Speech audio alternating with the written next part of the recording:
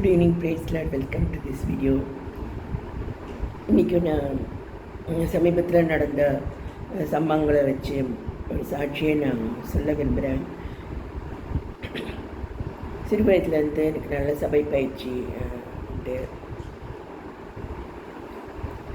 அநேக நேரத்தில் நான் ஆவிக்குரிய ஜீவித்தில் குழந்தையாக இருந்த நாட்கள் இருந்தது. அப்போல்லாம் நான் ஜெபிக்கும் போது ஆண்டவரே, சபையில் இவங்க ஏன் அப்படி இருக்காங்க, அவங்க ஏன் எனக்கு தொந்தரவு கொடுக்குறாங்க, அப்படியெல்லாம் நான் ஆண்டவரிடமே முறையிடுற அனுபவத்தை நான் முன்னாடி பல வீடியோஸில் ஷேர் பண்ணியிருக்கேன். அப்போ அதுக்கு கர்த்தர் எனக்கு பதில் தந்தார். அதாவது கர்த்தருடைய மாளிகையில் ஒரே ஒரு அறையை மட்டும் நீ பார்த்துட்டு இவங்கெல்லாம் ஏன் இப்படி இருக்காங்கன்னே நீ நினைக்கிற. அப்படி இல்லை, ஆண்டவருடைய மாளிகையில் நிறைய அறைகள் இருக்குது, எல்லாத்தையுமே நீ பார்க்கணுன்னு கர்த்தர் எதிர்பார்க்குறாரு அப்படி சொல்லிட்டு பதில் வந்தது. அதுபோல் பல இடங்களுக்கு கர்த்தர் என்னை கொண்டு சென்றிருக்காரு. பல சபைகளை நான் விசிட் பண்ணியிருக்கேன்.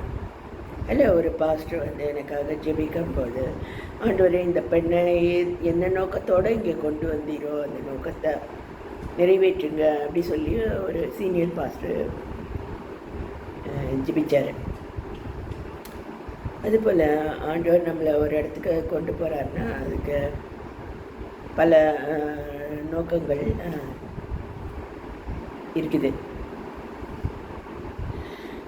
இஸ்ரவேல் ஜனங்கள் பார்த்திங்கன்னா எங்களுக்கு ஒரு ராஜா இருக்கத்தான் வேணும் அப்படின்னு சொல்லிட்டு சாமுவேல் கிட்டே போயிட்டு கேட்குறாங்க. அப்போ கர்த்தர் சாமுவேல் கிட்ட சொன்னது என்னென்னா, அவங்க நான் அவர்களை ஆளாத படிக்கு என்னைத்தான் அவங்க தள்ளினார்கள் அப்படி சொல்லிட்டு ஆண்டவர் துக்கத்தோடு சொல்கிறத நம்ம பார்க்குறோம். அதுபோல் நம்முடைய ஜீவித்லேயும் எல்லா நேரத்துலேயும் கர்த்தருடைய ஆளுகைக்கு நம்மளை முழுசாக நம்ம ஒப்பு கொடுக்காம இருக்கிறோம். அப்படி இருக்கிறது அவரை துக்கப்படுத்த கூடும். அதுபோல் நம்ம நான் சபைக்கு முதல்ல தனியாக போயிட்டு இருந்தேன். அப்புறம் பார்த்திங்கன்னா என்னுடைய வெற்றியை நிறைய ஒழுக்கமான ஜீவி அது மாதிரி பார்க்கும்போது நிறைய பேர் சபைக்கு வர ஆரம்பித்தாங்க. ஒரு 50 பேர் கேர்ள்ஸு, 50 பேர் பாய்ஸு, அப்படியெல்லாம் சபையில் தனியாக ப்ரேயர் செல் உருவாகிருந்தது. அதில் லீடர்ஸ் எல்லாம் இருந்தாங்க. அதில் நிறைய பேர் அறியாதவங்களாக இருப்பாங்க, ஹிந்துவிலேருந்து வந்தவங்க இருப்பாங்க. ஆளாளுக்கு ஒன்று சொல்லுவாங்க. எல்லாரையும் சேர்த்துக்கிட்டு நம்ம ஓடணும்னு நினச்சா குறிப்பிட்ட டைமில் கர்த்தருடைய நோக்கங்களை நம்ம முற்றிலுமாக நம்ம அடைந்து கொள்ள முடியாததாக இருந்தது. அப்போது அப்படி தான். அதாவது ஒருத்தர் முழு இரவும் நம்ம ஜெபிக்கணும் அது இதுன்னு சொல்லுவாங்க. நாங்களும் அப்படி முழு இரவும் உட்காந்து ரூமில் ஜெபித்தோம்.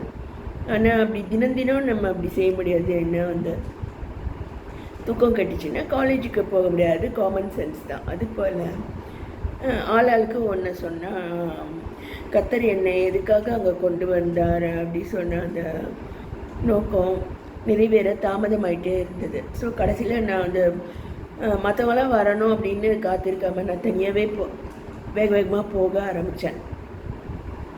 டைமை மற்ற விஷயங்களில் வேஸ்ட் பண்ணாமல் வேக வேகமாக சபைக்கும் என்னுடைய கேள்விகள் அவங்க முன்னாடி நான் வைக்கும்போது அவங்க சரியான பதிலை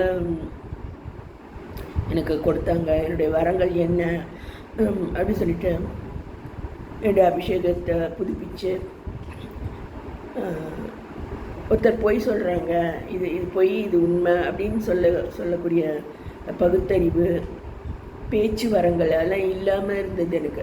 அதெல்லாம் கர்த்தர் எனக்கு அருளி செய்து நான் எனக்கான பாதை என்ன அல்லது எனக்கான தரிசனம் நோக்கம் என்ன அப்படி சொல்லிட்டு கர்த்தர் தெளிவாக எனக்கு வெளிப்படுத்தினார். கர்த்தருடைய கிருபை தான்.